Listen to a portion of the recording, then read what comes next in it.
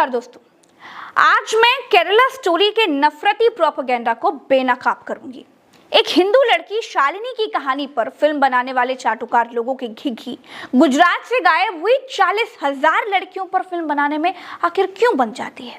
अफगानिस्तान में एक लड़की से वेश्यावृत्ति कराने की कहानी देखकर जो लोगों का खून खौलता है, उनका खून पिछले 5 सालों में गुजरात से गायब हुई लड़कियों से अपने ही देश में वेश्यावृत्ति कराने पर आखिर क्यों नहीं खौलता।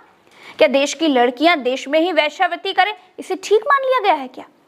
दोस्तों, इस वीडियो में एक एक करके आपको वो सारे सबूत दिखाऊंगी जिससे साबित हो जाएगा कि द केरला स्टोरी पूरी तरह से एक राजनीतिक दल के आकाओं को खुश करने के लिए बनाई गई फिल्म है। कर्नाटक में वोटों का ध्रुवीकरण करने के लिए बनाई गई प्रोपेगेंडा फिल्म है।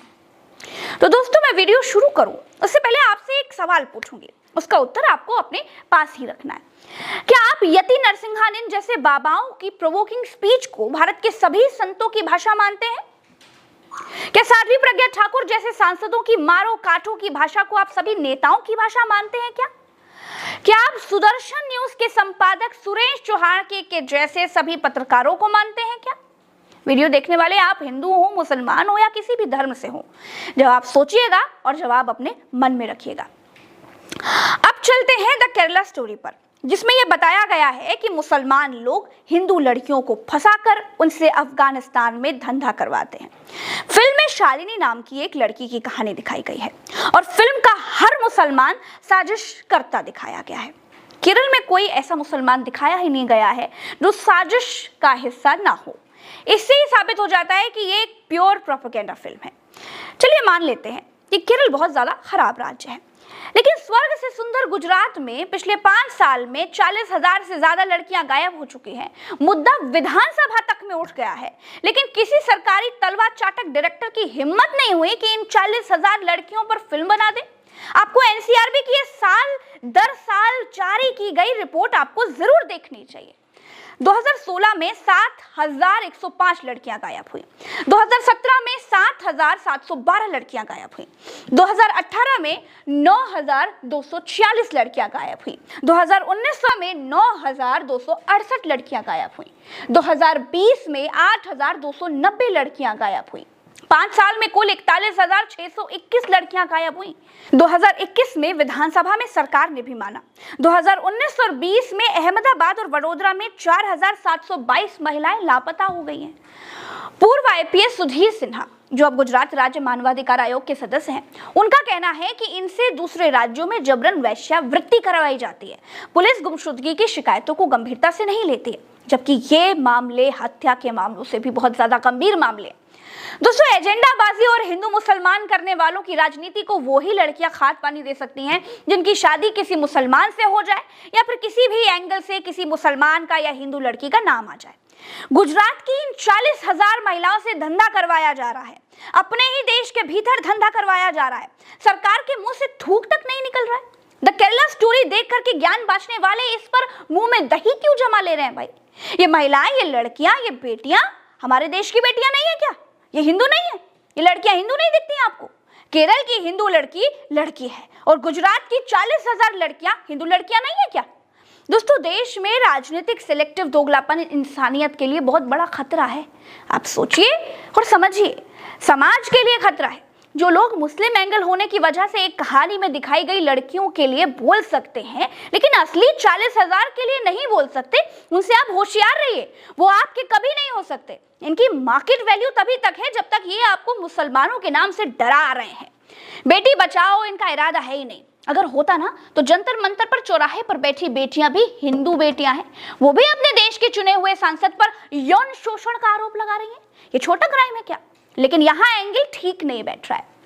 धरने पर बैठी लड़कियां हिंदू हैं, ये बात तो ठीक है, लेकिन सामने वाला सांसद मुसलमान होता तब बनती एजेंडाबाजी की स्टोरी। लेकिन हिंदू लड़कियों पर भारतीय जनता पार्टी के हिंदू सांसद ने जुल्म किया है, इसीलिए हिंदू लड़कियां न्याय पाने के लायक नहीं है। अभी इतना ही नहीं है दोस्तों, कैसे आप लोगों को दिन रात हिंदू मुसलमान का नफरती इंजेक्शन लगाया जा रहा है, इसका एक और उदाहरण दे देती हूँ। द केरला स्टोरी को बीजेपी शासित उत्तर प्रदेश में टैक्स फ्री कर दिया गया है, बीजेपी शासित मध्य प्रदेश में टैक्स फ्री कर दिया गया है। और सुनिए, इस प्रोपेगेंडा फिल्म को ममता बनर्जी के बंगाल में बैन कर दिया गया है। भारत में अलग अलग राज्यों की सरकारों का स्टैंड केरला स्टोरी को लेकर के अलग अलग है ना कमाल की बात। अब इससे साबित होता है कि नफरत बांटने वाली फिल्म को कौन लोग बढ़ावा दे रहे हैं और किन लोगों की चुनावी राजनीति को फायदा दिलाने के लिए ये बनाई गई है। अब आइए उस सवाल पर जो मैंने आपसे वीडियो की शुरुआत में पूछा था, क्या आप यति नरसिंहानंद जैसे बाबाओं की प्रोवोकिंग स्पीच को भारत के सभी संतों की भाषा मानते हैं? क्या साध्वी प्रज्ञा ठाकुर जैसे सांसदों की मारो काटो वाली भाषा को सभी नेताओं की भाषा मानते हैं? क्या आप सुदर्शन न्यूज के संपादक सुरेश चौहान के जैसा सभी पत्रकारों को मानते हैं? मुझे यकीन है कि जवाब आपने अपने मन में सोच लिया होगा और सबका जवाब नहीं ही होगा, क्योंकि एक मछली सारे तालाब को तो गंदा कर सकती है, लेकिन सारी मछलियां उस एक मछली के जैसे ही हो, ऐसा संभव नहीं है। यही बात मुसलमानों पर भी लागू होती है।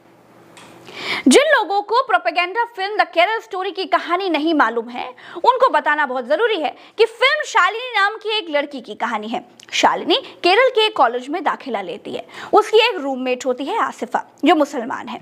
एक है निमा, जो कि ईसाई है, और एक है गीतांजलि, जो अपनी धार्मिक आइडेंटिटी के आधार पर हिंदू है, लेकिन उसके पिता वामपंथी हैं, तो वो धर्म कर्म में भरोसा नहीं रखते हैं। इनमें आसिफा इन तीनों को कन्वर्ट करने की साजिशन कोशिश करती है, लेकिन सफल सिर्फ शालिनी के साथ होती है। शालिनी को एक मुस्लिम से प्यार करवाया जाता है। वो लड़का उसे प्रेग्नेंट करता है और कहता है कि शादी करनी है तो मुसलमान बनना होगा। शालिनी कन्वर्ट हो जाती है, फिर प्रेमी भाग जाता है। शालिनी की शादी दूसरे मुसलमान लड़के के साथ कराई जाती है, जो उसे अफगानिस्तान ले जाता है। फिर उसे ISIS के कैंप में बतौर सेक्स स्लेव रख देता है, जहां से वो भागने में कामयाब होती है और आखिर में अफगानिस्तान की किसी जेल में बंद है। ये फिल्म एक वक्त पर सच्चाई दिखाने का दावा करती है, कहती है कि हिंदू महिलाओं पर हो रहे अत्याचारों की कहानी कहती है, लेकिन आपको असल दिक्कत तब समझ में आती है जब ये फिल्म एक इस्लामोफोबिक कंटेंट में तब्दील होती हुई दिखती है। मेरा ये वीडियो देखने के बाद आपसे कई लोग होंगे जो ये कह सकते हैं कि द केरला स्टोरी के बाद द गुजरात स्टोरी भी बननी चाहिए। वाजिब है, लेकिन गुजरात पर स्टोरी बनाने के किसी भारतीय डायरेक्टर में आवश्यक गुर्दे की कमी पाई जाएगी, इसीलिए कोई बना नहीं पाएगा। दोस्तों, होशियार रहिए, समाज को बांटने वालों से सावधान रहिए। चलते हैं। राम राम, दुआ सलाम, जय हिंद।